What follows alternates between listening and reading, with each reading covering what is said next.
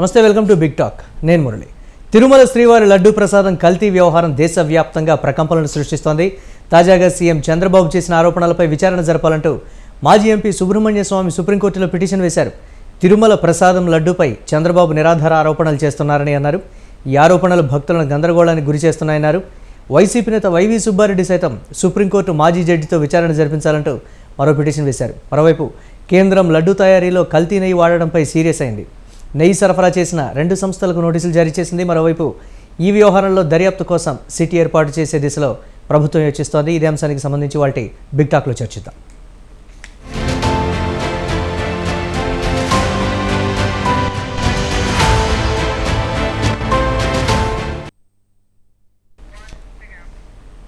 చంద్రబాబు నాయుడు చేసినటువంటి వ్యాఖ్యలు గందరగోళానికి గురి చేస్తున్నాయి భక్తుల్ని.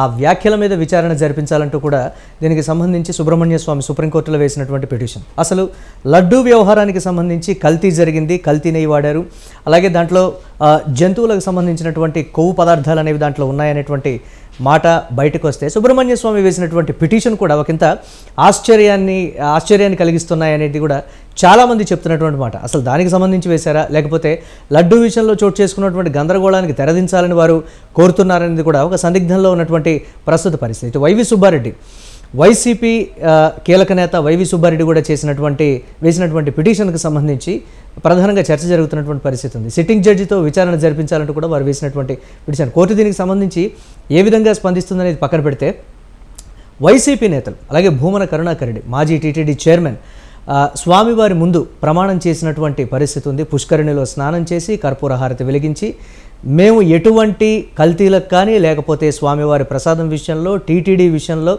కొండ మీద ఎటువంటి ఇతరత్ర అసాంఘిక కార్యక్రమాలు కావచ్చు, లేకపోతే ఇటువంటి కల్తీ వివాదాలు ఆగమ శాస్త్రానికి వ్యతిరేకంగా ఎక్కడా కూడా మేము వెళ్ళలేదని పచ్చకర్పూరం హారతి వారు వెలిగించి కూడా ప్రమాణం చేసినటువంటి పరిస్థితి ఉంది. వైఎస్ఆర్ కాంగ్రెస్ పార్టీ నేతలు చాకచక్యంగా వ్యవహరిస్తున్నారు, చాలా బాగా డిఫెండ్ చేస్తున్నారు అనేటువంటి కొన్ని కామెంట్స్ అయితే వ్యక్తమవుతున్నాయి. ప్రధానమంత్రికి మాజీ ముఖ్యమంత్రి జగన్మోహన్ రెడ్డి రాసినటువంటి లేఖ కూడా ఒకంత విచిత్రంగా ఉంది అనేటువంటి కామెంట్స్ అయితే టీడీపీ చేస్తున్నటువంటి పరిస్థితి ఉంది. కానీ దాంట్లో నిజమే ప్రస్తావించారు మా అధినేత అని వైసీపీ నేతలు కూడా చెప్తున్నారు. ఇదే అంశానికి సంబంధించి వాటి బిగ్ టాక్లో చర్చిద్దాం. దీనిపై మనతో డిబేట్లో పార్టిసిపేట్ చేస్తున్నారు కారుమంచి రమేష్ గారు, వైసీపీ రాష్ట్ర సీనియర్ నాయకులు లైవ్లో ఉన్నారు. అలాగే పెద్దిరెడ్డి రవికిరణ్ గారు, బీజేపీ రాష్ట్ర అధికార ప్రతినిధి, సీనియర్ బీజేపీ నాయకులు, వారు కూడా లైవ్లో సిద్ధంగా ఉన్నారు. మరి కాసేపట్లో ప్రొఫెసర్ జీవీఆర్ శాస్త్రి గారు, అనలిస్ట్, వారు కూడా, అలాగే మోకా ఆనంద్ సాగర్ గారు, టీడీపీ అధికార ప్రతినిధి, వారు కూడా లైవ్లో జాయిన్ అవుతారు. ముందుగా రమేష్ గారు నమస్తే. నమస్తే అండి మురళి గారు. వైఎస్ఆర్ కాంగ్రెస్ పార్టీ అంటే వచ్చినటువంటి వివాదానికి సంబంధించి కోర్టులో ఉన్నటువంటి అంశాలకు సంబంధించి ప్రధానికి రాసినటువంటి లేఖలో కూడా చాలా చాకచక్యంగా వ్యవహరిస్తోంది. రాష్ట్రంలో టీడీపీని డిఫెండ్ చేస్తోంది. బట్ కేంద్రానికి వచ్చేటప్పటికి కూడా గత పాలక మండలిలో బీజేపీకి సంబంధించినటువంటి వ్యక్తులు కూడా ఉన్నారు. సో అందరి మీద విచారణ జరిపించాలనేటువంటి రీతిలో అర్థం వచ్చే విధంగా అధినేత జగన్ రాశారా, లేకపోతే ఇక్కడ ఉన్నటువంటి ప్రభుత్వం మా మీద నిందలు వేస్తోంది, దీనికి సంబంధించి న్యాయపరమైనటువంటి విచారణ జరిపించాలని ఒక మాట, ఎందుకు సిబిఐ ఎంక్వైరీ అని అన్నారు, కానీ ఎక్కడా కూడా అంశాన్ని బయట ప్రస్తావించడం కానీ ప్రధానమంత్రి రాసినటువంటి లేఖలో కానీ లేకపోతే వైవి సుబ్బారెడ్డి సుప్రీంకోర్టులో వేసినటువంటి పిటిషన్లో కానీ పర్టికులర్గా ఎందుకు మెన్షన్ చేయలేదు? నిజంగా తప్పు చేసి ఉంటే భయపడుతున్నారు కాబట్టి, సో తప్పు చేయకపోతే అది మెన్షన్ చేసి ఉండొచ్చు కదా అనేటువంటి కొన్ని కామెంట్స్ రకరకాలైనటువంటి వాటికి మొత్తం మీద ఏం చెప్తారు మీరు? మురళి గారు, స్వతంత్ర టీవీ ప్రేక్షకులకి అలాగే ప్యానల్లో ఉన్న సభ్యులందరికీ కూడా నా హృదయపూర్వక నమస్కారాలండి. మురళి గారు, జగన్మోహన్ రెడ్డి గారు రాసిన లేఖ కంటే ముందే వైఎస్ఆర్ కాంగ్రెస్ పార్టీ తరఫున హైకోర్టులో పిటిషన్ వేయడం జరిగింది. ఏమని? సిబిఐ ఎంక్వైరీ కానీ రిటైర్డ్ జడ్జితో కానీ సిట్టింగ్ జడ్జితో కానీ ఎంక్వైరీ చేయించమని చెప్పి క్లియర్గా ఒక పిల్ వేయడం జరిగింది. అది రేపు బుధవారం దీనికి వస్తుందండి. అప్పుడు దాని మీద ఏ నిర్ణయం తీసుకుంటారో కోర్టు వారు. కానీ జగన్మోహన్ రెడ్డి గారు లేఖలో ప్రస్తావించలేదు అని చెప్పడం అనేది ఆల్రెడీ మనం కోర్టులో కేసేసి ఉన్నాం కాబట్టి కోర్టు ఏ నిర్ణయం తీసుకుంటుందో కేంద్ర ప్రభుత్వం అయినా లేదా రాష్ట్ర ప్రభుత్వం అయినా వేచి చూడాల్సిన సమయం ఉంది. ఖచ్చితంగా వాళ్ళు కూడా ఏం చెప్తారు, లేఖ ఇచ్చిన కోర్టులో ఉంది కదా ఆ ఇష్యూ అని చెప్పే అవకాశం ఉంది. కాబట్టి ఆ విషయాన్ని క్లియర్గా ఆ లేఖలో మెన్షన్ చేయలేదు. మీరు ఇంకో క్వశ్చన్ అడగడం జరిగింది, బీజేపీ వాళ్ళు కూడా ఇందులో ఉన్నారని చెప్పి చెప్పడం జరిగింది అని చెప్పి. బీజేపీ వాళ్ళు కూడా ఇందులో ఉన్నారు అంటే ఆ రోజున టీటీడీ బోర్డు మెంబర్స్గా కొంతమంది యూనియన్ మినిస్టర్స్ సిఫార్సుల మేరకు అందులో వేయడం జరిగింది. వాళ్ళు కూడా ఉన్నప్పుడు ఇటువంటి ఎందుకు జరుగుద్ది? వాళ్ళందరూ కూడా ఎందుకంటే హిందూ ధర్మాన్ని వాటన్నిటిని కూడా బీజేపీ వారు ఎక్కువగా తర్కించి చూస్తారు కాబట్టి ఎటువంటి తప్పు కూడా జరగలేదు అనేది జగన్మోహన్ రెడ్డి గారి యొక్క ఉద్దేశం తప్ప బీజేపీ వాళ్ళని కూడా ఇందులో లాగుదామనో లేకపోతే ఇంకోటో కాదండి. వాళ్ళందరూ కూడా ఉన్నారు, వాళ్ళు హిందూ ధర్మాన్ని చాలా చక్కగా పాటిస్తూ ఉంటారు, వాళ్ళందరూ కూడా క్లియర్గా దాని మీద అబ్జర్వ్ చేస్తూ ఉంటారు అనే ఒక విషయాన్ని తెలియజేయడం కోసం ఆ వర్డ్ మెన్షన్ చేయడం జరిగింది. ఇంకోటి ఈ రోజున క్లియర్గా భూమన కరుణాకర్ రెడ్డి గారు ప్రమాణం చేశారు, నేను కానీ నా కుటుంబం కానీ తప్పు చేసి ఉంటే సర్వనాశనం అయిపోద్దని చెప్పి. సుబ్బారెడ్డి గారు సుప్రీంకోర్టుకు వెళ్ళడం జరిగింది. అలాగే ఖచ్చితంగా మా పార్టీ తరఫున ఏ తప్పు చేయలేదు అనే ధైర్యం ఉంది కాబట్టి జగన్మోహన్ రెడ్డి గారైనా, సుబ్బారెడ్డి గారైనా, భూమన కరుణాకర్ రెడ్డి గారైనా ముందుకు వచ్చి ఈ విధంగా చెప్పడం జరిగింది. నిజంగా చంద్రబాబు నాయుడు గారు అనే వ్యక్తి తప్పు మేము చేసి ఉంటే అంటే ఒక విమర్శ వచ్చినప్పుడు రమేష్ గారు ఒక విమర్శ వచ్చినప్పుడు పార్టీలో ఉండేటువంటి నేతలు కానీ పార్టీ అధినేతలు కానీ రియాక్ట్ అయ్యేటువంటి రీతిలోనే వైసీపీ రియాక్ట్ అయింది అనేటువంటి మాట. బట్ ప్రజల్లోకి లడ్డు కల్తీ అయింది, గత ప్రభుత్వంలో క్వాలిటీ లేదని కానీ లేకపోతే దీనికి సంబంధించి మాజీ ప్రధాన అర్చకులు వారు కూడా వచ్చి బయటకు వచ్చి మాట్లాడటం, రకరకాల వాళ్ళు విమర్శలు చేయటం, ఇవన్నీ బయటకు వచ్చి మాట్లాడినప్పుడు దానికి సంబంధించి నివృత్తి చేసుకునే విధంగా ఇమ్మీడియట్గా సరే న్యాయపరమైనటువంటి ప్రక్రియ నడుస్తోంది, అది పక్కన పెట్టేద్దాం.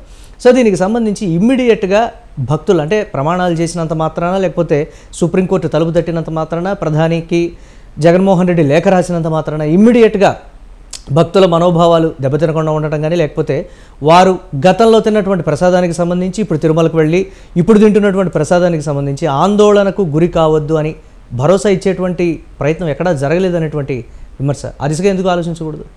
ఇప్పుడు ఇక్కడ చంద్రబాబు నాయుడు గారు ఏం చెప్తున్నారండి, క్లియర్గా ఇది జగన్మోహన్ రెడ్డి గారు ఆయన ప్రభుత్వంలో నియమించబడిన టీటీడీ బోర్డు ద్వారా జరిగిన తప్పు అని చెప్పి క్లియర్గా మా మీద తోసేస్తున్నాడు ఆయన. ఎందుకంటే ఆ రోజున నిజంగా ఏఆర్ ఫుడ్స్కి 2019 నుంచి 2024 జూన్ 4 వరకు కూడా ఏఆర్ ఫుడ్స్ నుంచి 1 గ్రాము నెయ్యి కూడా టీటీడీకి వెళ్ళలేదు అని చెప్పి చెప్పడం జరుగుతుంది. కానీ ఆయన ఆ కాంట్రాక్ట్ మీ హయాంలోనే ఇచ్చారు కదా అంటారు.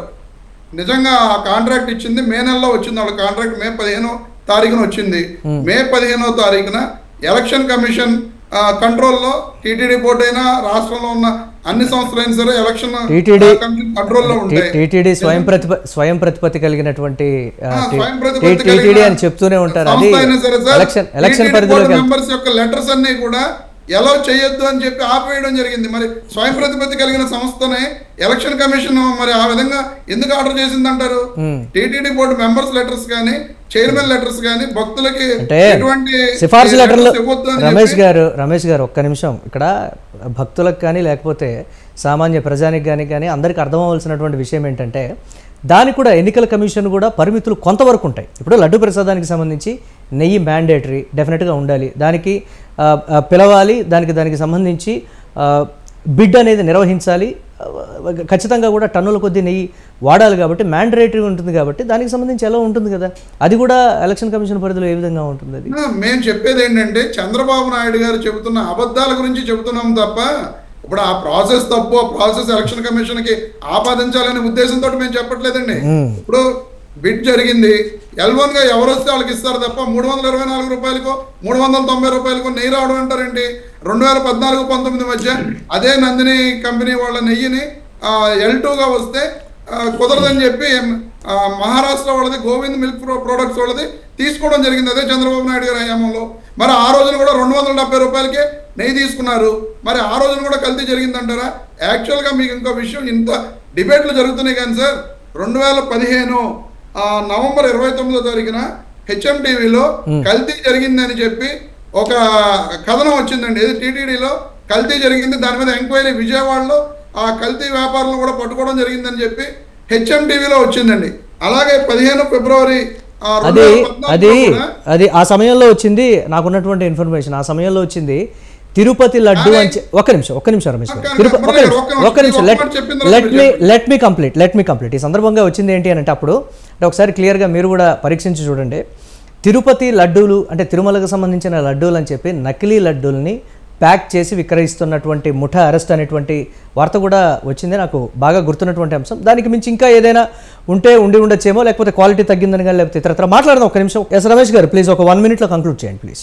అదే యాక్చువల్గా నేను చెప్పేది ఏంటంటే, ఆ రోజున జరిగిన ఇష్యూ మీద జగన్మోహన్ రెడ్డి గారు ఎక్కడ రాజకీయం చేయలేరు. 2014 నుంచి 2019 మధ్య ప్రతిపక్ష నాయకుడిగా ఉన్నారు. ఇలాగ భక్తుల మనోభావాలను దెబ్బతీసే విధంగా జగన్మోహన్ రెడ్డి గారు ఎక్కడా కూడా టీటీడీ మీద రాజకీయం చేయలేరు. కానీ ఈ రోజున చంద్రబాబు నాయుడు గారు ఆయన స్వార్థ ప్రయోజనాల కోసం రాజకీయ కుట్రలకు వేదికగా తిరుమల తిరుపతి దేవస్థానాన్ని తీసుకోవడం అనేది చాలా బాధ కలిగించే విషయం. ఆ విషయాన్ని నేను చెప్పదలుచుకున్నాను. కాకపోతే వచ్చినటువంటి పరిస్థితి ఏంటి అని అంటే, ప్రతిదీ కూడా సరే అక్కడ కల్తీ జరిగిందా లేదా అనేది న్యాయపరంగా విచారణ, లేకపోతే కోర్టు పరిధిలోనా, లేకపోతే ఒక సిట్ని నియమించారు, అది బయటకు వచ్చే లోపల చోటు చేసుకునేటువంటి రాజకీయ విమర్శలు, ఒకళ్ళ మీద ఒకళ్ళు తిట్టుకోవడం, లేకపోతే ఇతరత్ర వేసుకునేటువంటి నిందలు కూడా దేవుణ్ణి కూడా రాజకీయాల్లోకి లాగుతున్నారు. అది వైఎస్ఆర్ కాంగ్రెస్ పార్టీయా, లేకపోతే తెలుగుదేశమా, బీజేపీయా, జనసేన, ఇతరత్ర కూటమి, లేకపోతే ఏది పక్కన పెట్టినా కానీ భక్తుల విషయంలో వాస్తవాలు బయటకు వచ్చే లోపల చోటు చేసుకుంటున్నటువంటి ఒక రాజకీయ గందరగోళం, అందరూ కూడా కన్ఫ్యూజన్ క్రియేట్ అవుతున్నటువంటి పరిస్థితి. మాట్లాడదాం దీని మీద. రైట్, ఇక పెద్దిరెడ్డి రవికిరణ్ గారు బీజేపీ రాష్ట్ర అధికార ప్రతినిధి, సీనియర్ నాయకులు, వారు కూడా ఉన్నారు. రవికిరణ్ గారు నమస్తే. నమస్కారం అండి. లడ్డూ కల్తీ వ్యవహారం కేంద్రం పరిధిలోకి వెళ్ళింది. కేంద్రం కూడా సీరియస్ అయినటువంటి పరిస్థితి, న్యాయపరమైనటువంటి విచారణ కూడా ప్రారంభమవుతున్నటువంటి పరిస్థితి. ఇక్కడ సిట్ను కూడా ఏర్పాటు చేశారు. వాస్తవాలేంటి, అసలు ఇది ఎక్కడ మొదలై ఎక్కడికి వెళుతోంది, ప్రజలకు అసలు మీ హయాంలోనే దీనికి సంబంధించి టెండర్లు పిలవడం జరిగింది, ఓకే అయిపోయింది. బట్ తెలుగుదేశం పార్టీ అధికారంలోకి వచ్చిన తర్వాత దానికి సంబంధించి వినియోగం అనేది స్టార్ట్ అయింది అనేటువంటి కొన్ని గందరగోళాలు ఎవరికి కూడా అర్థం కానటువంటి పరిస్థితి. కేంద్రం, ముఖ్యంగా భారతీయ జనతా పార్టీ దీన్ని ఏ విధంగా తీసుకుంటుంది? మురళి గారు, ముందుగా మీకు ప్యానలిస్ట్ స్వతంత్ర టీవీ శుభ సాయంత్రం అండి. ఇప్పుడు ఒక సింపుల్ థింగ్ అండి, రెగ్యులర్ గా స్వామివారి వెంకటేశ్వర స్వామి దర్శనం చేసుకునే వాళ్ళు మన రాష్ట్రంలో అలాగే పక్క రాష్ట్రంలో కోట్లాది మంది ఉంటారు. ప్రతి 6 నెలలకు వెళ్ళి ఒకసారన్నా వెళ్ళే వాళ్ళు మా ఇంటి పక్కన కూడా ఉన్నారు. ప్రతి 6 నెలలు, ఇప్పుడు కాదు, ఒక 20 ఏళ్ళగా వెళ్తారు. అలా కంటిన్యూస్ గా వెళ్తున్న వాళ్ళు గత 2-3 సంవత్సరాలుగా ఒకే విషయం చెప్తున్నారు. ఏంటి? లడ్డూ నాణ్యత పూర్తిగా పడిపోయింది, లడ్డూని బయట పెడితే వాసన వచ్చేస్తుంది. గతంలో ఎలా ఉండేదంటే మురళి గారు, ఒక లడ్డూని తీసుకుంటే సువాసన చక్కగా ఉండేది, చేతిలో పట్టుకొని తింటే ఆ చేతికి అంటుకున్నటువంటి నెయ్యి కడుక్కుంటాకే 10-15 నిమిషాలు పట్టేది. అలాగే ఆ లడ్డు బయట పెట్టినా 1 రోజులైనా సువాసన అలాగే ఉండేది. ఆ పరిస్థితి ఉండేదండి. గత 2-3 సంవత్సరాలు చూసుకుంటే అత్యంత దారుణంగా తయారైంది. అది లడ్డువో అర్థం కాదు, ఏంటో ఆడ ప్రసాదమో అర్థం కాదు, ఏం అర్థం కావట్లేదు. బయట 2 రోజులు పెడితే వాసన కొట్టేస్తుందని చెప్పేసి గత 2-3 ఏళ్లుగా అనేక మంది డైలీవర్ ఈవో కార్యక్రమం కండక్ట్ చేసిన ధర్మారెడ్డి గారు కావచ్చు, చైర్మన్ గారు కావచ్చు, అనేక మందికి అనేక సార్లు ఫిర్యాదు చేశారు. ఏదన్నా చర్య తీసుకున్నారంటే గత పాలక మండలి, గత ప్రభుత్వం ఏదైనా చర్య తీసుకున్నారా? అలాగే అన్నదాన సత్రంలో దాదాపు ఒక 10-15 వరకు ట్యాంకర్లు వెనక్కి తిప్పి పంపాము అనేటువంటి ఒక హిస్టరీ కూడా చూపిస్తున్నారు రవికిరణ్ గారు. అలా చూడకూడదు మనం? అది కరెక్టే, పంపించుండొచ్చు. నేనేది ఏంటంటే, మీ హయాంలో మళ్ళీ ఆ యొక్క పవిత్రతని నెలకొల్పే ప్రయత్నం ఏదైనా చేశారా? మా ప్రభుత్వం వచ్చాక కదా మళ్ళీ మొత్తం సెట్ చేసి ఆ రకంగా మంచి ప్రసాదాలు అందించడం మొదలు పెట్టి మీరు ఎందుకు చేయలేదు? ఈ రోజు భూమన కరుణాకర్ రెడ్డి గారు గుండ్లు బాగా చేసుకుంటున్నారు, స్వామివారి మీద అత్యంతమైన ప్రేమను చూపిస్తున్నారు, బాగా మాట్లాడతారు. ఆయన తేలిలో ముంచినట్టు మాట్లాడతారు, పెద్దవసరం ఆయన గతంలో రాజశేఖర రెడ్డి గారి హయాం గారు కూడా టీడీడీ చైర్మన్ చేస్తున్నారు. మరి అటువంటి వ్యక్తి బాధ్యత తీసుకున్నప్పుడు వెంటనే ఇటువంటి పరిస్థితి సరిదిద్దాలి కదా. అక్కడ క్యూ లైన్లో గతంలో ఎన్నో అనేక దశాబ్ద క్యూ లైన్లో నుంచిన వాళ్ళకి ఏ సమయానికి భోజన సమయం అయితే దద్దోజనం ఇవ్వటమో, సాయంత్రం సమయం అయితే పాలు ఇవ్వటమో, పిల్లలకి పాలు ఇవ్వటం చేసేవాడు దశాబ్దాలుగా. వీళ్ళ ప్రభుత్వం వచ్చాక అన్ని తీసిపడేశారు. మెట్ల మీద నడుచుకుంటూ వెళ్ళే వారికి డైరెక్ట్ దర్శనం ఉండేదండి, వీళ్ళు తీసేశారు. శుచి శుభ్రత లేదు, ఏ పరిస్థితి లేదు. ఏం చేశారు కరుణాకర్ రెడ్డి గారి న్యాయంలో? కనీసం ఈ రోజు లడ్డు గురించి, ప్రసాదం గురించి గుండ్లు బాదుకుంటారు కదా, మరి ఈ యొక్క కంప్లైంట్ వచ్చినప్పుడు కానీ మీరు రివ్యూ చేసి టెస్ట్ చేసే ప్రయత్నం, అది ఎవరో టెస్ట్ చేయక్కర్లేదండి. భక్తులు అనేక మంది, నాకే అనేక మంది చెప్పేవాళ్ళు గత 2 ఏళ్ళుగా, ఏమంటే బాగట్లేదండి, బాగా ఏదో జరుగుతుందని కలిసి తిరుగుతూ అనేవాళ్ళు. ప్రజలకు అర్థమైపోయింది రిపేర్కి వెళ్ళే వాళ్ళకి.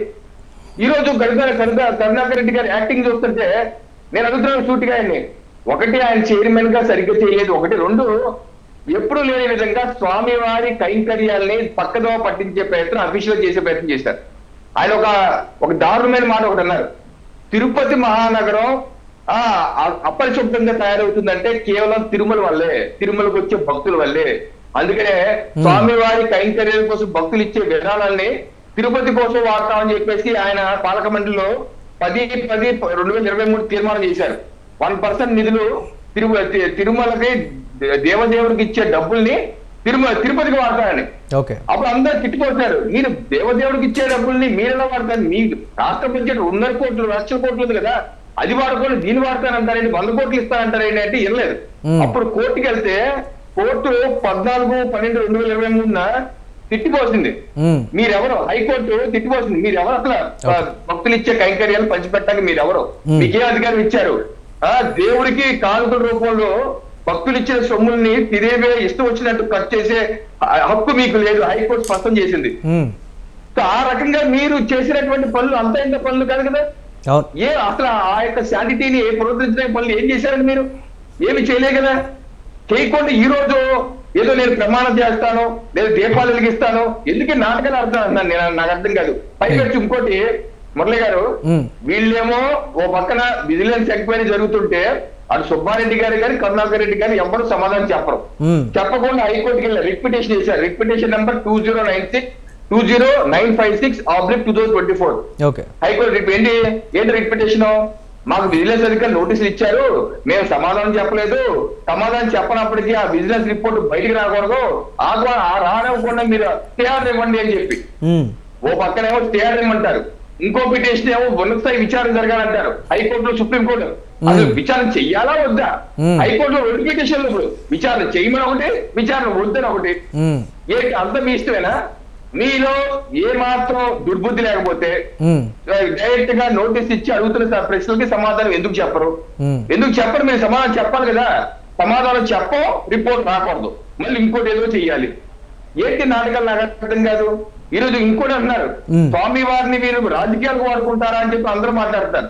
నేను సూటిగా అడుగుతాను, 2019 ముందు వైసీపీ నాయకులు తిరుమలలో పింక్ డైమండ్ అంటూ ఉంది, 1,000 కోట్లు ఖరీదు చేసి ఆ పింక్ డైమండ్ చంద్రబాబు నాయుడు గారు కొట్టేశారు, లోకేష్ ఇంట్లో దాచుకున్నారని చెప్పి ఆరోపణ చేశారా లేదా? ఆ రోజు టీటీడీ 100 కోట్లు పరువునస్తు దావా మీ మీద వేసిందా లేదా? మీ ప్రభుత్వం వచ్చాక, మీ యొక్క చైర్మన్ వచ్చాక, మీ యొక్క ఈవో వచ్చాక మళ్ళీ టీటీడీ ద్వారా ఆ యొక్క పిటిషన్ ని మీరు వాపస్ తీసుకున్నారు. వెనక్కి వాపస్ ఎందుకు తీసుకున్నారు? ఎందుకు రాజకీయాలు వాడుకున్నారు? ఎందుకు వాపస్? మీరు ఫేస్ చేయాలి కదా. మీ ప్రభుత్వం వచ్చాక మీరు దాన్ని వాపస్ తీసుకుంటారు అంటే ఏంటి? రాజకీయం కోసం వాడుకున్నారు, బురదల్లారు, అసలు ప్రచారం చేశారు పింక్ డైమండ్ గురించి. అంటే భారతీయ జనతా పార్టీ రవికిరణ్ గారు భారతీయ జనతా పార్టీ ఇప్పటికిప్పుడు ఇమ్మీడియట్ గా తీసుకునేటువంటి సూపర్ యాక్షన్ ఏముంది అని అంటే ఏది కూడా కనపడట్లేదు. ఎందుకంటే గతంలో ఉన్నటువంటి బోర్డు మెంబర్స్లో భారతీయ జనతా పార్టీ కేంద్ర స్థాయిలో సిఫార్సులు అందుకున్నటువంటి వారు ఉన్నారు కాబట్టి ఆచితూచి రాష్ట్రం పరిధిలోనే దీన్ని వదిలేద్దామనేటువంటి కోణంలో చూస్తుందా, లేకపోతే లేదు ప్రభుత్వం వైజ్గా అంటే కేంద్ర ప్రభుత్వం అధికారంలో మేము ఉన్నాం కాబట్టి ఆ స్థాయిలో చూస్తుందా అనేది ఒక క్లారిటీ ప్రజలకు.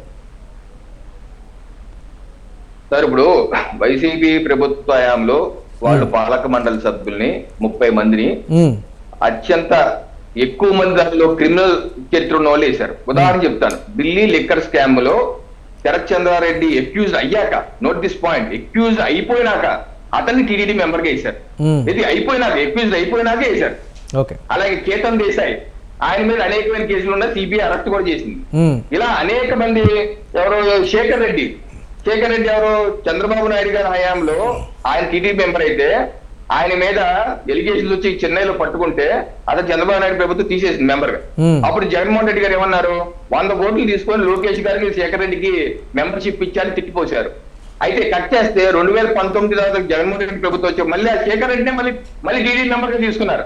మళ్ళీ అంటే మీరు 8,000 కోట్లు తీసుకున్నారు. నేను అనేది ఏంటంటే, జగన్మోహన్ రెడ్డి గారు అబద్ధాలు అసత్యాలు సిద్ధాస్తులు. ఈ రోజు బీజేపీ సభ్యులు ఉన్నారంటున్నారు. బీజేపీ సభ్యులు ఉంటారు, మా సభ్యులు ఎందుకు ఉంటారు? ఓకే, రికమెండేషన్ లెటర్లు ఏమన్నా అడిగితే ఇచ్చి ఉండొచ్చాం. భారతీయ జనతా పార్టీ సభ్యులు లేకపోతే మా దాంట్లో క్రియాశీల సభ్యులు, మా పదాధికారులు ఎందుకు ఉంటారు అక్కడ? అయినా ఇది పార్టీకి సంబంధించింది కాదు. ఇప్పుడు మాకు, నేను ముందు భారతీయుడండి, ఆ తర్వాత హిందువుడండి, పార్టీ తర్వాత మాకు. ఇప్పుడు జరుగుతున్న విషయం ఏది, మీరు విచారణ తప్ప కదా. ఈ రోజు వాళ్ళు చేస్తుంది ఏంటి అంటే భక్తుల్లో నెలకొన్నటువంటి చాలా సందేహాలు ఏంటంటే, అంటే ఒక నిమిషం రవికిరణ్ గారు, భక్తుల్లో నెలకొన్నటువంటి చాలా సందేహాలకి ఇమ్మీడియట్గా పరిష్కారం దొరకపోయినప్పటికీ కూడా ఎందుకు పొలిటికల్ డైవర్షన్స్ అంటారా? ఒకవైపు లీగల్ ఇష్యూస్ నడుస్తూనే ఉన్నాయి, కానీ ముఖ్యమంత్రి స్థాయిలో ఉన్నటువంటి చేసినటువంటి ఒక కామెంట్, అది ఎటు తిరిగి రిపోర్ట్స్ ఎప్పుడు వచ్చాయి, ఎప్పుడు బయట పెడుతున్నారనే ఒక పొలిటికలైజ్ చేయడం అనేది భక్తులు కూడా ఒకంత ఆందోళన కావచ్చు, లేకపోతే ఒకంత విచారం వ్యక్తం చేస్తున్నటువంటి పరిస్థితి కూడా ఉంది. రవికిరణ్ గారు మాట్లాడదాం దీనిపై. రైట్, ఇక మోకా ఆనంద్ సాగర్ గారు టీడీపీ అధికార ప్రతినిధి దీనికి సంబంధించి మాట్లాడటానికి సిద్ధంగా ఉన్నారు. ఆనంద్ సాగర్ గారు నమస్తే. నమస్కారం. చెప్పండి సార్. చంద్రబాబు ముఖ్యమంత్రి స్థాయిలో ఉన్నటువంటి వ్యక్తి చేసినటువంటి ఆరోపణ, అంటే చేసినటువంటి కామెంట్ తర్వాత టీటీడీఓ శ్యామలరావు స్పందించినటువంటి తీరు, ఎప్పుడో జరిగినటువంటి దానికి సంబంధించి ఇప్పుడు బయటపెడుతున్నటువంటి వివాదం, దీనికి సంబంధించి కోర్టులో నడుస్తున్నటువంటి తీరు కంప్లీట్గా రాజకీయ వైఖరితోనే, రాజకీయ కక్ష సాధింపు చర్యలుగా మమ్మల్ని బదనాం చేయడానికి ఉన్నటువంటి విమర్శలు కావచ్చు, లేనిపోని నిరాధార ఆరోపణలు, ఆధారాలు లేనటువంటి వాటికి సంబంధించి అని వైఎస్ఆర్ కాంగ్రెస్ పార్టీ కూడా చెప్తున్నటువంటి పరిస్థితి నిజంగా ఆ స్థాయిలో జరుగుతోందా? ప్రజలకు, అలాగే ఆంధ్రప్రదేశ్ రాష్ట్రంలో ఉన్నటువంటి భక్తులు, ఎక్కువగా దర్శించుకునేటువంటి భక్తులు ప్రపంచవ్యాప్తంగా కూడా చాలామంది వస్తూ ఉంటారు, వాళ్ళందరికీ కూడా కూటమి ప్రభుత్వం సరైనటువంటి సమాధానం చెప్తుందంటే ఏం చెప్తారు మీరు? ముందుగా మీకు, మిగతా మిత్రులకి హృదయపూర్వక నమస్కారం. ఇప్పుడు తెలుగుదేశం పార్టీకి కానీ, బీజేపీ పార్టీకి కానీ, జనసేన పార్టీకి కానీ, టోటల్గా ఏపీలో ఉన్నటువంటి, కేంద్రంలో ఉన్నటువంటి కూటమి ప్రభుత్వానికి కానీ వైసీపీ పార్టీ పైన రాజకీయ ఆరోపణలు చేయాల్సిన అగత్యం ఉందంటారా? అసలు వైసీపీ పార్టీ మా దృష్టిలో ఈవేళ ఒక పార్టీయే కాదు, దానికి ప్రతిపక్ష హోదా కూడా లేకుండా ప్రజలు దాన్ని పూర్తిగా పీకి పారేశారు. దాన్ని నిలబెట్టుకోవడం కోసం వాళ్ళు ఏదో ఎండుకట్టు పెండుకట్టు వేసి వ్యవహారం చేద్దాం అనుకుంటాం, ఏదో దడి కట్టినట్టు అబద్ధాలు చెప్తున్నారు. కానీ ఆ దడి కూలిపోతుంది. మీ మీద ఆరోపణలు వచ్చాయంటే ముఖ్యమంత్రి గారు కామెంట్ చేయలేదు. అది కొన్ని సంస్థలు ఇచ్చినటువంటి, ల్యాబులు ఇచ్చినటువంటి రిపోర్ట్ని ప్రజల ముందు ముఖ్యమంత్రిగా పెట్టాల్సినటువంటి, ప్రభుత్వం తరఫున పెట్టాల్సిన బాధ్యత ఉంది కాబట్టి ప్రజల ముందుకు పెట్టారు. దీని మీద దేశవ్యాప్తంగా, ప్రపంచవ్యాప్తంగా తీవ్రమైనటువంటి స్పందన, ఆవేదన వెలుబుచ్చుతున్నారు ప్రజలందరూ కూడా. ఎక్కడైతే హైందవ సమాజం ఉందో అందరూ కూడా ఆక్రందనలు చేస్తూ ఉన్నారు, ఏమిటి దారుణం అని చెప్పి. కానీ మీరు పతివ్రతలైతే, మీరు పతితులైతే, మీరు ప్రబుద్ధులైతే, మీరు స్వాతిముత్యాలైతే, మీరు స్వాతిముత్యాలైతే ఊరుకోండి, ఎదుర్కోండి. హైకోర్టులకు ఎందుకు వెళ్తారు, సుప్రీంకోర్టులకు ఎందుకు వెళ్తారు, పెద్ద పెద్ద లాయర్లు పట్టుకుని కేసులు ఎందుకు వేయిస్తారు, ప్రతిదాడులు ఎందుకు చేస్తారు, ఆర్థ కర్పూరాల నుంచి నోట్లు వేసుకుని ఎందుకు మింగుతారు, ఏదో వీధి భాగవతం చేసేట్టు, మోళీ చేసేట్టు, సర్కస్ చేసేటట్టుగా. ఇవన్నీ అబద్ధాలు చెప్పి ప్రజల్ని నమ్మించాలనే ప్రయత్నం ఇంకా వైసీపీ చేస్తుంది తప్ప మేమైతే రాజకీయంగా దీన్ని చూడట్లేదు. మా ప్రభుత్వం పూర్తిగా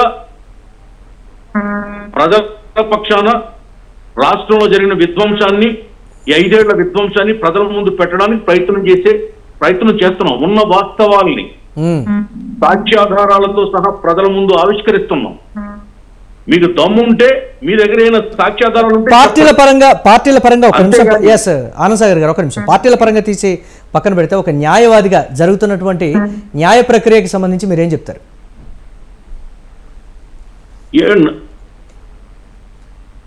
దీంట్లో న్యాయ ప్రక్రియ ఏముందండి? కోర్టుకి ఎవరైనా పోతారు, కోర్టుకి దొంగలు పోతారు, దోపిడీ చేసిన వాళ్ళు పోతారు, బెయిల్ కోసం పోతారు, మధ్యంతర బెయిల్ కోసం పోతారు. అలాగే వీళ్ళకి భయం పట్టుకుని ప్రభుత్వం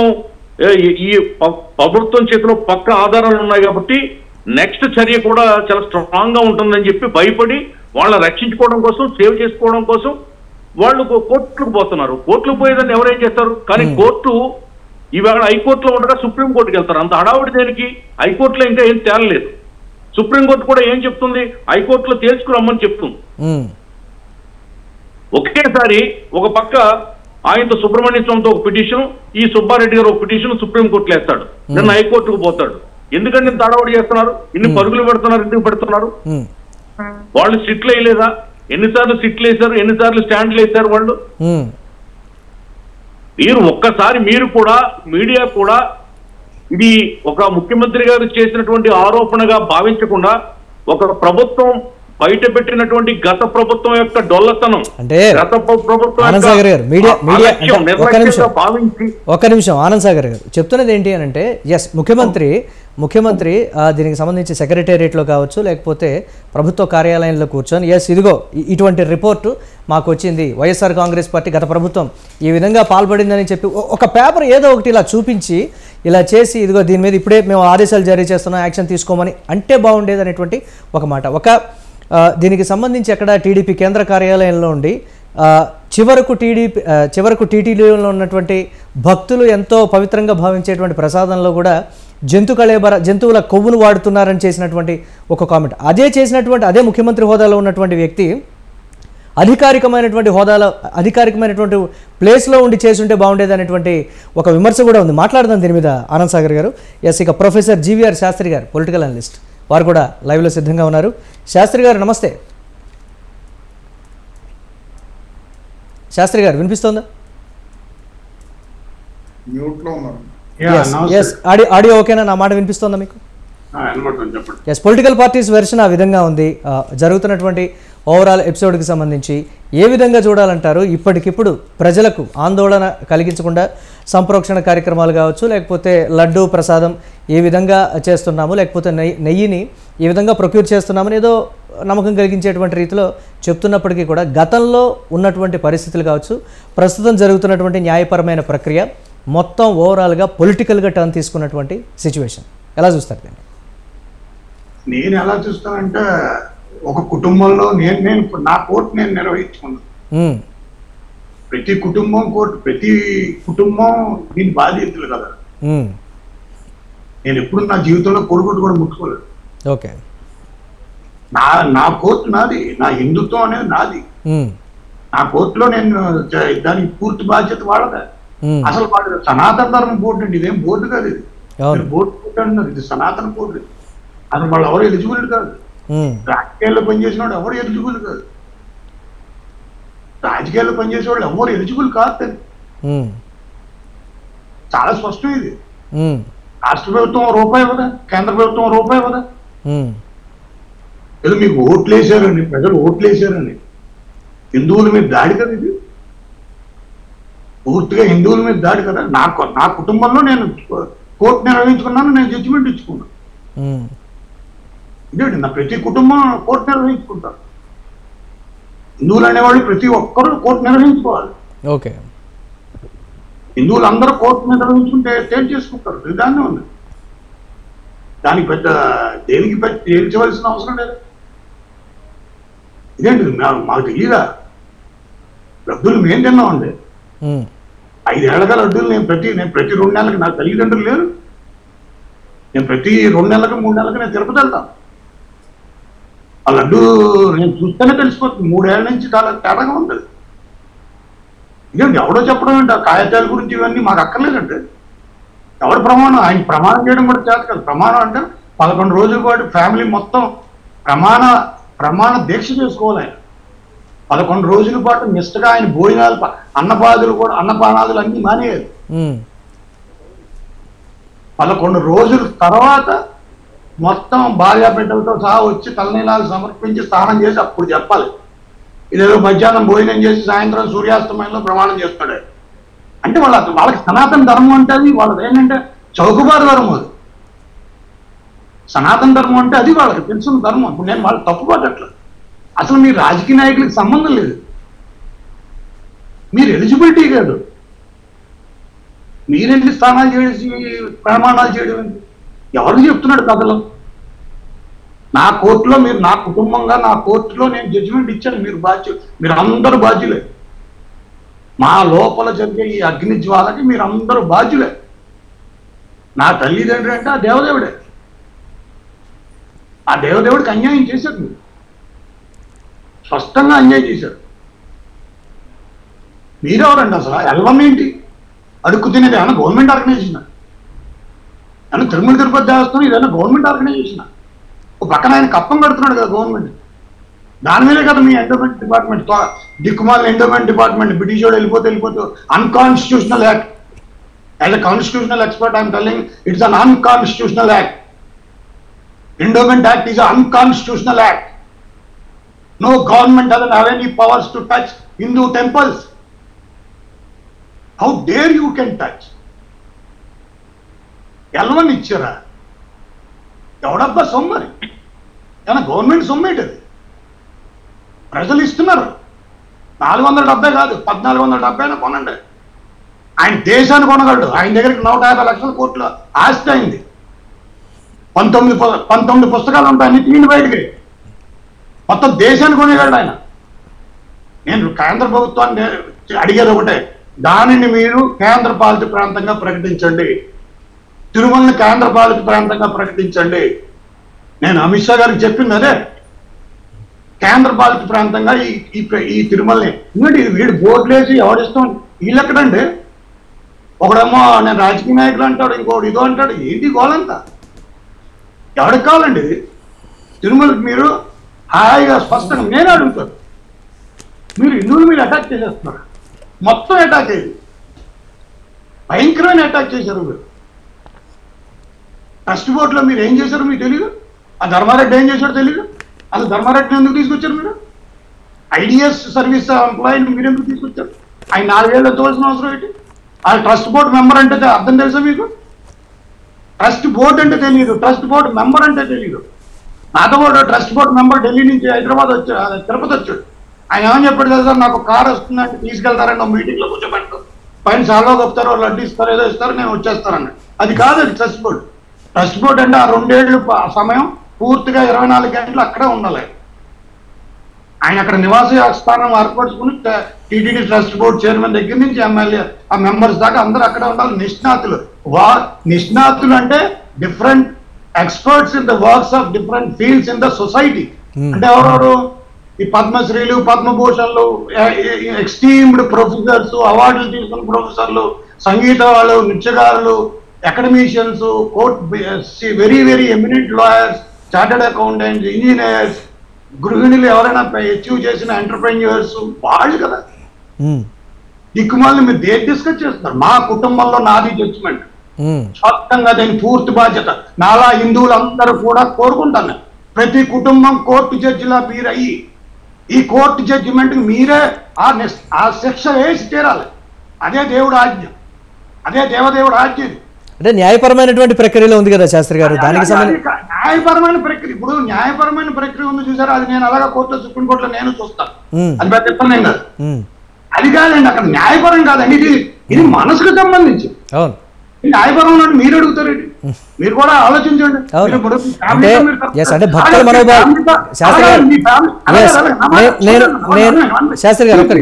don't cross me please. You asked me, I came, so please respect that. Please. ఇప్పుడు మీ ఫ్యామిలీతో మీరు తిరుపతి ప్లాన్ చేసుకున్నారంటే ఎంత నిష్టగా వెళ్తారు. కానీ కోర్టులు, పోలీసు వాళ్ళు చట్టంతో సంబంధం ఉంటుందా? అది నిష్ట. मेरा आस्था है, अपना आस्था है, अपना विश्वास है. कोई कानून, कोई एक्ट, कुछ भी मेरा आस्था के ऊपर उंगली नहीं उठा सकता. అయోధ్యలో 1,00,000 లడ్డూలు పంచామా? ఆ 1,00,000 లడ్డూలు ఎంతమందికి అన్నారు? మున్సిపాలిటీ వాళ్ళని అడగని చెబుతారు. చేసింది ఇంత పెద్ద తప్పులు చేసి ఎంత ఆయన ప్రమాణం చేశాడు అంటారు. మీరు దేనికి చేస్తున్నారు? ఎందుకు ప్రమాణాలు చేస్తున్నారు? ఎవడడిగాడు? ఆ ప్రమాణం చేయడం కూడా చేస్తారు కదా. 11 రోజులు నిష్ఠగా చేయి. మీకు దమ్ముంటే రండి గంగా నదిలో చేయిస్తాను, వారణాసిలో. ఏంటిది? మా కుటుంబంతో నా జడ్జిమెంట్, నా కుటుంబమే నా న్యాయస్థానం, నా కుటుంబం నా న్యాయస్థానం. హిందువులందరూ కూడా కుటుంబాలే, ప్రతి కుటుంబం వెళ్తుంది, ప్రతి ఒక్కరు కూడా ప్రతి కుటుంబం ఒక న్యాయస్థానం. శాస్త్రి గారు ఒక్క నాకు అంటే మీ మాటలు నాకు నేను అదే చెప్తున్నాను శాస్త్రి గారు. ఒక్క మాట నేను మాట్లాడతాను. అంటే మీ మాటల్లో నాకు ప్రతి ఒక్క భక్తుడు కూడా మీలాగే ఫీల్ అవుతున్నాడు, మీలాగే ఆవేదన చెందుతున్నాడు, మీలాగే లోపల ఎంత ఆగ్రహాన్ని వ్యక్తం చేస్తున్నాడో కంప్లీట్గా. ఈ విధంగా జరిగింది ఆ పవిత్రమైనటువంటి పుణ్యక్షేత్రంలో. సరే, రిపోర్ట్స్ లేకపోతే న్యాయపరమైనటువంటి ప్రక్రియ జరిగిందని కాదండి. హిందూ ధర్మాన్ని మీరు అలా అనుకోకండి, ఏదో జరిగింది, తప్పు జరిగింది కాదు. ఇది ఒక హిందూ ధర్మాన్ని టానిష్ చేయడం, ఓకే. ఒక నమ్మకాన్ని, హిందువుల యొక్క నమ్మకం మీద గుణపొందించేయడం, హిందువుల యొక్క నమ్మకం మీద గుణపొందించేయడం. దీని అంత మేమేమైనా చేతులు కట్టు కూర్చున్నావా? మేము అంత చేతులు కట్టు కూర్చున్నావా? కాళ్ళకి చేతులు గాజులు వేసుకున్నాం అనుకుంటున్నారా? మన ఫారూక్ అబ్దుల్లా చెప్తూ ఉంటాడు, జమ్మూ కాశ్మీర్లో పాకిస్తాన్ గాజులు వేసి కూర్చోలేదు, మేము వడ్డానాలు దిగేసి కూర్చున్నట్టు లెక్క. ఏంటిది ఎంత విపరీత ధోరణ? ప్రైమ్ మినిస్టర్ మోడీకి తెలియదా, అమిత్ షాకి తెలియదా? అమిత్ షా గారు లడ్డు తిన్న తర్వాత ఈ ఏడాదిన్నరలో ఎన్నిసార్లు అన్నాడు ఆ మాట? అంటే ప్రతిదానికి ఒక ప్రొసీజర్ ఉంటుంది కదా శాస్త్రి గారు, దాని ప్రకారం ప్రొసీజర్. ఇప్పుడు ప్రొసీజర్ కాదండి, ఇది ఆస్థాకి సంబంధించింది, ఇదేం మర్డర్ జరగల. అంటే రిలీజియన్ సంబంధించిన నిష్ట. అంటే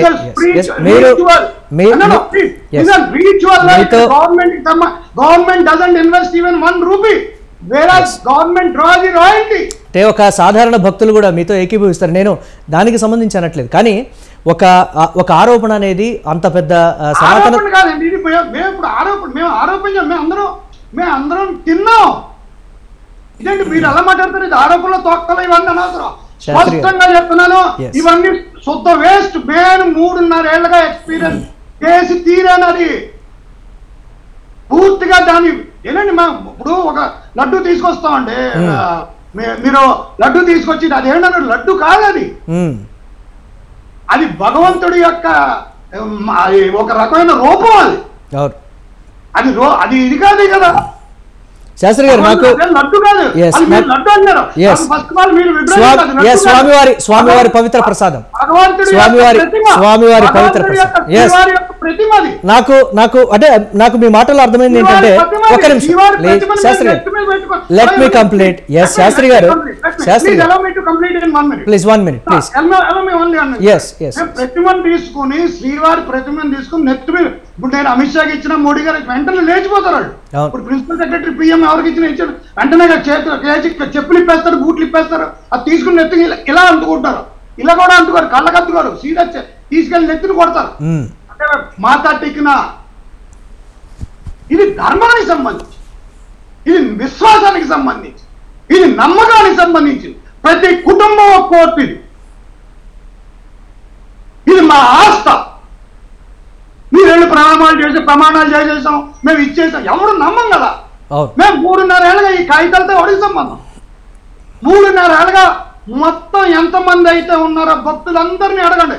3.5 ఏళ్ళగా దీని పరిమాణం తగ్గిపోయింది, దీని వాసన తగ్గిపోయింది. బయట పెడితే స్మెల్ వచ్చేసేదండి, విపరీతంగాను విపరీతమైన స్మెల్ వచ్చేసేది. యాక్చువల్గా అది లడ్డు మన ఇంట్లో పెడితే అది సువాసన వచ్చేది, ఆ కర్పూరం అదంతా కలిపి సువాసన వచ్చేది. అది పోయింది. ఏ కోర్టు జడ్జిలు తెలియదా? జడ్జిలు తెలియదా? కోర్టులు తెలియదా? Shastri garu, yes I can understand Shastri garu మాట్లాడదాం దీనికి సంబంధించి. శాస్త్రి గారు, మీరు నేను చెప్పేది ఒక నీతి నిజాయితీతో. నాకు అర్థమైంది శాస్త్రి గారు. కోర్టు జడ్జిగా మీకు చెప్పేది, నా కుటుంబంలో నేను కోర్టుగా చెప్పేది, సంబంధం లేదు. నా వరకు నా ఆస్థ ఈ దేశంలో హిందువుగా పుట్టడం చాలా మంది కూడా చాలా మంది ఒక పాపం. ఈ హిందువుగా పుట్టడం వల్ల వినియోగించుకుంటావో నాకు అర్థమైంది. నాకు మొత్తం కూడా తిరుపతిలో board member Sastry garu, please Sastry గారు, సమయభావం శాస్త్రి గారు, మీరు మాట్లాడుతారు, ఒక చిన్న బ్రేక్ తీసుకోండి.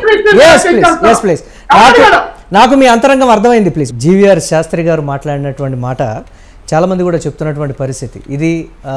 మా మనోగతం, మా అంతరంగం ఈ విధంగానే ఉంటుంది. అంటే శాస్త్రి గారు మాట్లాడినటువంటి మాటల్లో ఒక కామన్ మ్యాన్, అలాగే ఒక భక్తుడు, సనాతన ధర్మాన్ని పాటించేటువంటి ఒక వ్యక్తిగా దేవుణ్ణి మా కుటుంబంలో ఒక మనిషిగా మేము భావిస్తాం. వారి విగ్రహాన్ని అయినా సరే, వారి ప్రసాదాన్ని అయినా సరే, తిరుమల దర్శనానికి వెళ్ళలేకపోయినటువంటి పరిస్థితుల్లో స్వామివారిని గట్టిగా వేడుకుంటే ఎవరిదో ఒక రూపంలో ప్రసాదం మా దగ్గరకు వచ్చేది. ఎంతో పవిత్రంగా మేము దాన్ని స్వీకరించే వాళ్ళం. నిజంగా స్వామి దర్శనం కలిగినంత అనుభూతి మాకు కలిగేదని వారు ఎంత భావోద్వేగంతో చెప్పినటువంటి పరిస్థితుందో విందాం, మాట్లాడదాం దీని మీద. రైట్ రమేష్ గారు, శాస్త్రి గారి మాటల్లో ఒక అనలిస్ట్ మాట్లాడినటువంటి మాటల సంగతి పక్కన పెడితే, కల్తీ జరిగినటువంటి మాట వాస్తవం, కన్ఫర్మ్. దీనికి ఏ టెస్టింగ్ ల్యాబులు కావని లేకపోతే ఇతరత్ర ఏది కూడా ప్రామాణికం కాదు. వారు చెప్పినటువంటి కొన్ని విషయాలు అంటే ఇంట్లో పెట్టుకుంటే వచ్చేటువంటి సువాసన కానీ, లేకపోతే చేతిలోకి తీసుకుంటే వచ్చేటువంటి ఒక పవిత్రమైనటువంటి అనుభూతి కానీ, తిన్న తర్వాత వచ్చేటువంటి దానికి సంబంధించి ఒక రుచి కానీ ఎక్కడా కూడా లేవు. ఇంకా ఏ మిషనరీస్ కావాలి, ఏ టెస్టింగ్ ల్యాబ్స్ కావాలి, ఈ మాత్రం జరగట్లేదా? అక్కడ తిరుమల తిరుపతి దేవస్థానాల్లో చోటు చేసుకున్నటువంటి పరిస్థితులు, టీటీడీ బోర్డులో ఉన్నటువంటి మెంబర్లకు సంబంధించి కూడా పొలిటికలైజ్ అయిపోయింది. అక్కడ ఉండేటువంటి వాళ్ళందరూ కూడా ఉండాల్సినటువంటి వాళ్ళు ఎవరు, ఉండకూడని వాళ్ళు ఎవరు అనేది కూడా కరెక్ట్గా చెప్పినటువంటి పరిస్థితి ఉందని చాలామంది చెప్తున్నారు. ఏం చెప్తారు దీనికి సంబంధించి? ఇప్పుడు శాస్త్రి గారు గత 3.5 సంవత్సరాలుగా లడ్డు యొక్క సువాసన కానీ దాని యొక్క నాణ్యత కానీ తగ్గిపోయిందని చెప్పి చెప్పడం జరిగింది. కానీ గత 3.5 సంవత్సరాలుగా నేను కూడా తిరుపతి వెళ్ళానండి, నేను కూడా లడ్డు తీసుకున్నాను.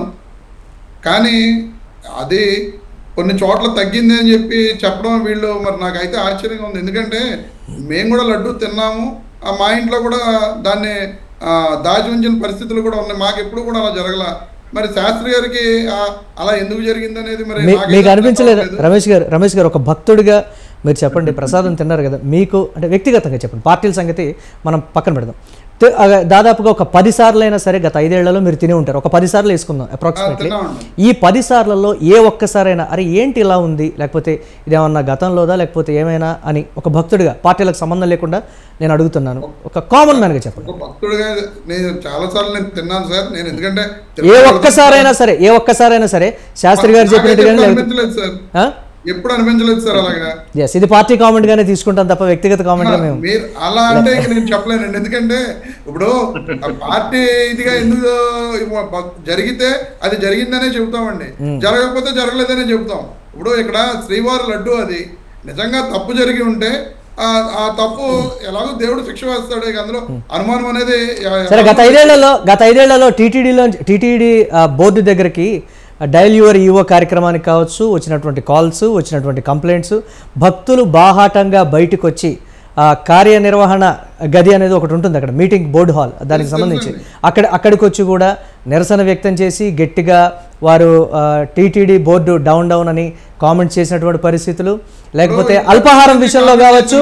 మురళి గారు ఈ లడ్డు గురించి కామెంట్ చేశారంటే అక్కడ దాన్ని ఏమంటారు, క్వార్టర్స్ గురించి వాటి గురించి కామెంట్ చేసి గొడవలు జరగడం జరిగింది తప్ప లడ్డు గురించి కామెంట్ చేసిన సరే. మీరు అన్నారు లడ్డు విషయానికి సంబంధించి తిన్న తర్వాత ఎలాగో దర్శనం అయిపోయింది కాబట్టి వెళ్ళిపోతారని మనం అనుకుందాం.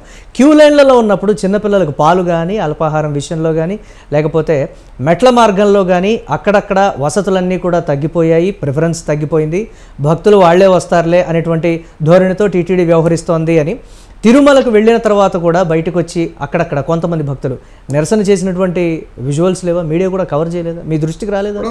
నేను కూడా చూసిన సందర్భాలు ఉన్నాయి. నేనేం చూడలేదు, మా ప్రభుత్వంలో జరగలేదని నేను చెప్పట్లేదండి. ఇప్పుడు మొన్న ఆనం రామనారాయణ రెడ్డి గారు వెళ్తే మీ విఐపీల కోసమైనా దర్శనాలు ఇక్కడ భక్తులు చాలా ఇబ్బంది పడిపోతున్నారు, 400 మంది క్యూ లైన్ లో చాలా ఇబ్బందులు పడుతున్నారు, ఎటువంటి సౌకర్యాలు ఉండట్లేదని చెప్పి ఆనం రామనారాయణ రెడ్డి గారు మంత్రి గారు, ఇప్పుడు ఎండోమెంట్స్ మినిస్టర్ గారు, ఆయన్ని ఆపి ఒక భక్తుడు చెబుతున్న సందర్భం కూడా మనం వీడియోలో చూడటం జరిగింది. కనీసం ఆ భక్తుడికి నేను అందుకే రమేష్ గారు ముందేమన్నానంటే, ముందు నేను మాట్లాడింది ఏంటంటే పార్టీలకు అతీతంగా మాట్లాడుకుంటే అసలు టీటీడీలో జరుగుతున్నది ఏంటి అంటే, తిరుమల పరిరక్షణ సమితి సంబంధించి ఒక పర్సన్ మనకి డిబేట్లో పార్టిసిపేట్ చేసి వారు ఒక కీలకమైనటువంటి విషయాలు చెప్పారు. పార్టీలు ఏమి మారినా కానీ అధికారులు అక్కడే ఉంటారు కదా, ముందు ఆ వ్యవస్థను ప్రక్షాళన చేయాలి, ఏ పార్టీ అధికారంలోకి వచ్చినా, లేకపోతే కొత్తగా నూతనంగా ఏ బోర్డు ప్రమాణ స్వీకారం చేసినా అనేటువంటి మాటలు. బట్ మరి ఎందుకు ఆ విధమైనటువంటి వ్యవస్థ తయారైంది, లేకపోతే పైన ఉన్నటువంటి వాళ్ళ అండదండలు చూసుకుని ఆ విధంగా ప్రవర్తిస్తున్నారా? కానీ గత 5 ఏళ్లలో విచ్చలవిడిగా అయితే అక్కడ పెరిగిపోయింది అనేటువంటి మాట వారు కూడా చెప్పారు. మాట్లాడుతుంది దీనికి సంబంధించి. రవికిరణ్ గారు ఏం చెప్తారు దీనికి సంబంధించి? ఫైనల్గా ఏ విధంగా ఉండబోతోంది? భక్తులకి ఒక రకమైనటువంటి క్లారిటీ కావాల్సినటువంటి సిచ్యువేషన్ ఏం చెప్తారు మీరు? మురళి గారు, నేను కొన్ని విషయాలు బీజేపీ అధికార ప్రతినిధిగా కాకుండా ఒక హైందవుడుగా పుట్టినప్పటి నుంచి నేను హైందవ ధర్మాన్ని పాటిస్తున్న వ్యక్తిగా కొన్ని విషయాలు చెప్పదలుచుకున్నాను. ఇప్పుడు పార్టీలు, రాజకీయ పార్టీల ద్వారా మనం ప్రభుత్వాలను ఏర్పాటు చేసుకుంటాం. మనం ప్రజలు పార్టీలకు ఓట్లేసి ప్రభుత్వాన్ని ఎన్నుకుంటాం 5 ఏళ్ల పాటు మమ్మల్ని పరిపాలించమని, లేకపోతే సేవలు అందించమని. సో ఆ యొక్క ప్రభుత్వాలు ప్రజల మీద అజమాయిషీ చేయొచ్చు, లేకపోతే సేవ చేయొచ్చు. అయితే అజమాయిషి దేవుడి మీద ఏంటంటున్నాను. దేవుడు మిమ్మల్ని ఎన్నుకోలేదు కదా, పార్టీలని దేవుడు ఎన్నుకోలేదు. దేవుడు ఇటర్నల్, శాశ్వతం. మనం ఎంత 60 ఏళ్ళు 70 ఏళ్ళు. నా పాయింట్ ఏంటంటే, ఓకే, రాజకీయ పార్టీల ద్వారా ప్రభుత్వాలకు వచ్చే అధినేతలు స్వధర్మీయులు కావచ్చు, విధర్మీయులు కావచ్చు. ఎందుకంటే ప్రజాస్వామ్యంలో ఎవరన్నా పార్టీ పెట్టుకోవచ్చు, ఎవరన్నా అధికారంలోకి రావచ్చు. ఇప్పుడు మొన్నటి వరకు జగన్మోహన్ రెడ్డి గారు, ఆయన క్రైస్తవులు భయపడతారు. ఆయన భార్యతో సహా కుటుంబ సభ్యులు జెరూసలేం వెళ్తారు. ఆయన క్రైస్తవుడు కాబట్టి తిరుపతికి సతీ సమేతగా రారు, ఎందుకంటే ఆయన విధర్మీయుడు కాబట్టి. ఆ హయాంలో అనేకమైనటువంటి జరగకూడదు జరిగాయి. ఇటువంటి పరిస్థితులు రేపు భవిష్యత్తులో 20 ఏళ్ళ తర్వాత 30 ఏళ్ళ తర్వాత రాదు అని మనం చెప్పడానికి సాధించలేము కదా. ఎవరన్నా రావచ్చు, ఏ పార్టీ రావచ్చు. కానీ నేను అదే ఏంటంటే, ఈ ప్రభుత్వాలకి భగవంతుడిని డీలింగ్ చేయాలి. ప్రభుత్వం భగవంతుడి మీద పెత్తనం చేయకూడదు. గోవిందుడికి ఈ యొక్క ప్రభుత్వ దాస్య శృంఖలాల నుంచి స్వేచ్ఛ ప్రసాదించాలి, స్వాతంత్రం కలిగించాలి భగవంతుడికి, హైందవ దేవుడికి. ఇప్పుడు ఏమవుతుందంటే రాష్ట్రంలో అటు ముస్లిం సంబంధించిన ప్రార్థనా స్థలాలు, క్రిస్టియన్స్ కావచ్చు, లేకపోతే గురుద్వారా. పవన్ కళ్యాణ్ డిప్యూటీ సీఎం పవన్ కళ్యాణ్ చేసినటువంటి ఒక సూచన దేశవ్యాప్తంగా కూడా చర్చకు దారితీసినటువంటి పరిస్థితి ఉంది. సనాతన ధర్మ పరిరక్షణ బోర్డు అనేది ఏర్పాటు చేయాలనేటువంటి మాట. దీనికి సంబంధించి కేంద్ర ప్రభుత్వం కావచ్చు, లేకపోతే భారతీయ జనతా పార్టీ కావచ్చు, ఇమ్మీడియట్గా తీసుకునేటువంటి యాక్షన్ ఏంటి? అది ఇమ్మీడియట్గా ఇంప్లిమెంట్ అవుద్దా? ప్రస్తుతం జరుగుతున్నటువంటి పరిస్థితుల్లో ఒక ఆంధ్రప్రదేశ్ సంగతి పక్కన పెడితే దేశవ్యాప్తంగా కూడా ఉన్నాయి కాబట్టి అది మస్ట్ అనేటువంటి మాట పీఠాధిపతులు, మఠాధిపతులు కూడా చెప్తున్నటువంటి పరిస్థితి ఉంది. భారతీయ జనతా పార్టీ ఎలాంటి నిర్ణయం తీసుకుంటుంది ఈ విషయంలో? నేనేంటంటే, అటు క్రైస్తవులు కానీ ముస్లిమ్స్ కానీ వారి యొక్క ధర్మాలు, వారి యొక్క క్షేత్రాలు వాళ్ళు నిర్వహించుకుంటున్నప్పుడు ఏ ఇబ్బంది లేకుండా హైందవులు వారి యొక్క క్షేత్రాలకి వాళ్ళు ఎందుకు నిర్వహించుకోకూడదు? ఎందుకు ప్రభుత్వం వాళ్ళ కంట్రోల్లో ప్రభుత్వ కంట్రోల్లో పెట్టుకుని దాన్ని రాజకీయ పునరావాస కేంద్రంగా మార్చుకొని టీటీడీలో గత ప్రభుత్వం 30 మంది సభ్యులు లేటివే కాకుండా 52 మందిని ప్రత్యేక ఆహ్వానితులు పిలిచింది. 52 మంది ఇంకా లిస్ట్ అనమాట. మొన్న జగన్మోహన్ రెడ్డి గారు చెప్తున్నారు, నా క్యాబినెట్ ఈజీకి వేసుకుని ఇది మాత్రం చాలా కష్టమైపోయింది. ఎవరు వేస్తున్నారు వాళ్ళందరినీ? ఎవరేమన్నారు మిమ్మల్ని? వాళ్ళందరూ చేసేవాళ్ళు ఎటువంటి ఇందాక చెప్పాను మీకు. నేనేంటంటే, అందుకనే మా భగవంతుడిని ఈ యొక్క ప్రభుత్వ కబంధ హస్తాల నుంచి విముక్తి కలిగించాలి, నెంబర్ 1. నెంబర్ 2, ఏదైతే చంద్రబాబు నాయుడు గారు రిపోర్ట్ వచ్చిందో, ఎప్పుడు వచ్చింది ఈ రిపోర్టు? కల్తీ రిపోర్టు 12/7/2024 వచ్చింది. 12/7/2024 ఈ రిపోర్ట్ వచ్చి ఎన్డీడీబీ నుంచి వచ్చిన రిపోర్ట్. దీనిలో యానిమల్ ఫ్యాట్ కూడా ఉంది, ఆ యొక్క నెయ్యిలోనే వచ్చింది.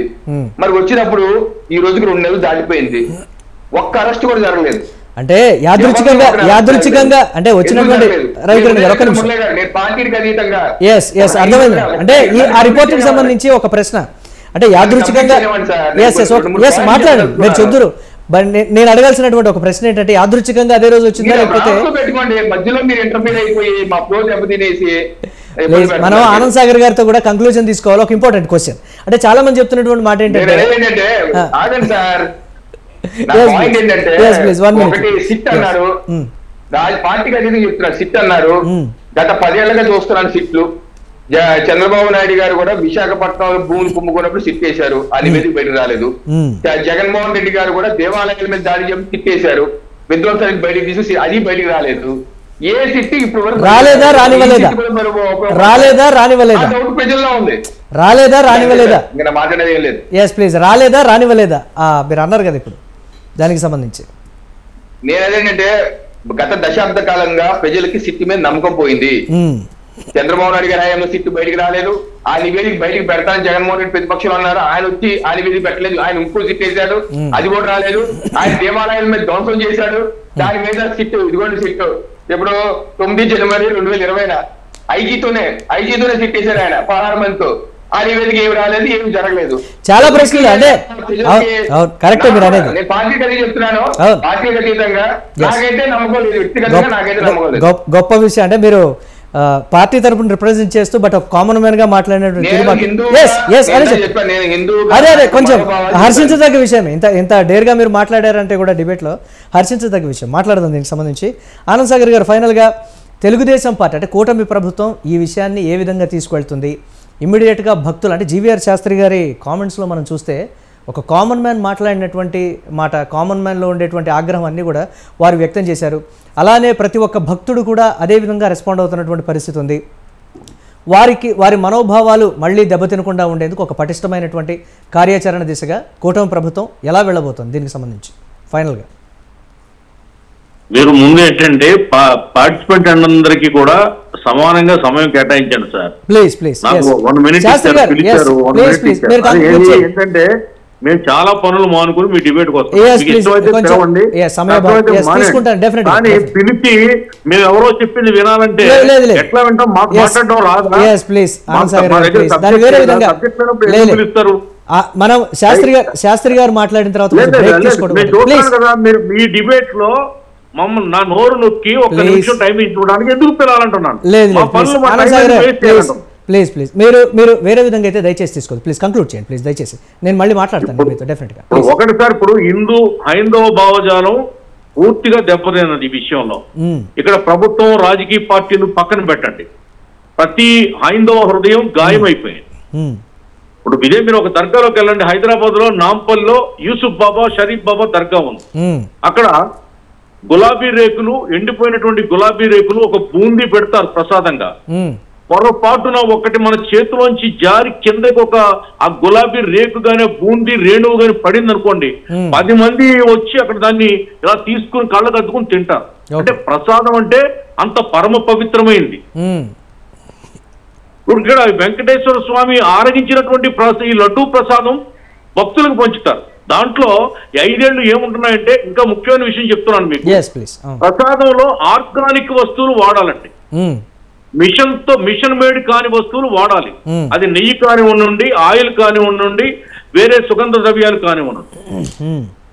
అట్లాగా ఇప్పుడు ఏంటది పటిక బెల్లం పలుకులు వేస్తున్నారు. అది మిషన్ తో తయారైనటువంటి పలుకులు, ఇలాగా చిన్న చిన్న బిళ్ళల్లాగా ఉంటాయి, టాబ్లెట్స్ లాగా ఉంటాయి, అవి వేస్తున్నారు. అది పటిక బెల్లాన్ని నూరి ఆ పౌడర్ని గతంలో తెలుగుదేశం హయాంలో కానీ గత వేల వందల సంవత్సరాల నుంచి కానీ అది పౌడర్ కలిపి దాన్ని లడ్డు తయారు చేస్తారు. పటిక బెల్లం ముక్కలు వేస్తున్నారు సార్. ఎంత దారుణంగా ఉండేది. పంటి కింద అప్పుడు షుగర్ వ్యాధిగ్రస్తులు ఉంటారు, పళ్ళు బలహీనంగా ఉన్నటువంటి వాళ్ళు ఉంటారు. అది పంటి కింద లడ్డు పెట్టుకుని పట్టమని శబ్దం వచ్చి గట్టిగా, ఇంకా లడ్డు ఎవరు తింటారు?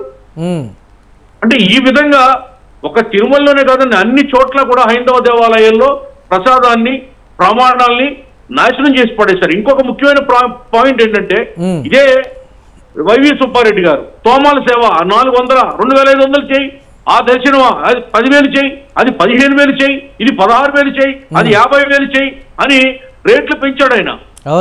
కానీ లడ్డు తయారీలో వాడే నెయ్యికి మాత్రం అంటే రేటు తగ్గించి పొదుపు చేశారంట. ఎవడబ్బ సొమ్మండి పొదుపు చేయడానికి? వెంకటేశ్వర స్వామి నిధులవి ఈ రాష్ట్ర ప్రభుత్వం ఇస్తుందా, లేకపోతే కేంద్ర ప్రభుత్వం ఇస్తుందా? భక్తుల డబ్బు, భక్తులు హుండీలో వేసిన డబ్బు, దేవుడికి ఇచ్చిన డబ్బు, మా డబ్బుది. మా డబ్బును నువ్వు పొదుపు చేస్తావా? 350 రూపాయలకు నెయ్యిని కొంటావా? ఇది మేము నమ్మాలా? మీరు ఒక వ్యాలిడ్ పాయింట్ అయితే చెప్పారు. అంటే ఆదాయం విషయంలోనేమో విపరీతంగా రేట్లు పెంచేయటం, ఖర్చు విషయంలో మాత్రం విపరీతంగా పొదుపు చేయడం అనేది గత ప్రభుత్వంలోనే చూసామనేటువంటి మాట అయితే మీరు చెప్తున్నారు. బట్ దీనికి సంబంధించి ప్రతి ఒక్క భక్తుడి మనోభావాలు కూడా దెబ్బతిన్నాయి ఈ విషయంలో. స్వామివారి దర్శనానికి వెళ్ళినటువంటి పరిస్థితి నుంచి అలాగే కొండ దిగి వచ్చేంత వరకు కూడా ఉన్నటువంటి పరిణామాలు ప్రతి ఒక్క దాంట్లో కూడా అసంతృప్తి మేము వ్యక్తం చేస్తున్నామని కూడా చాలా మంది చెప్తున్నారు. చిరుతపులులు సంచారం వస్తే స్టిక్కులు ఇచ్చారండి, ఇంత స్టిక్కులు చిరుతపులులు వచ్చాయి, 2 అమ్మాయిలు ఎత్తుకుపోయి చంపేసాయి.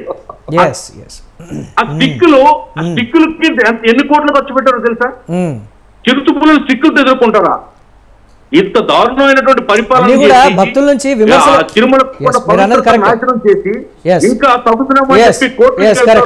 మాట్లాడదాం. అంటే అప్పుడు విమర్శలు అయితే వచ్చినటువంటి మాట అయితే వాస్తవం. బట్ టీటీడీలో జరుగుతున్నటువంటి ప్రతి కార్యక్రమానికి సంబంధించి, ప్రతి ఒక్క విషయానికి సంబంధించి అసంతృప్తి, ఆగ్రహం లేకపోతే విచిత్రంగా ఉన్నాయని కూడా ఇప్పుడు మీరు చెప్పినటువంటి అంశానికి సంబంధించి చాలామంది మాట్లాడుకున్నటువంటి పరిస్థితి అయితే ఉంది. చూద్దాం ఏ విధంగా దారితీస్తుంది అనేది. థ్యాంక్ యూ రమేష్ గారు, రవికిరణ్ గారు, శాస్త్రి గారు, ఆనంద్ సాగర్ గారు బిగ్ టాక్ స్పెషల్ డిబేట్లో పార్టిసిపేట్ చేసినందుకు. ఇది ఇవాల్టి బిగ్ టాక్. కీప్ వాచింగ్ స్వతంత్ర.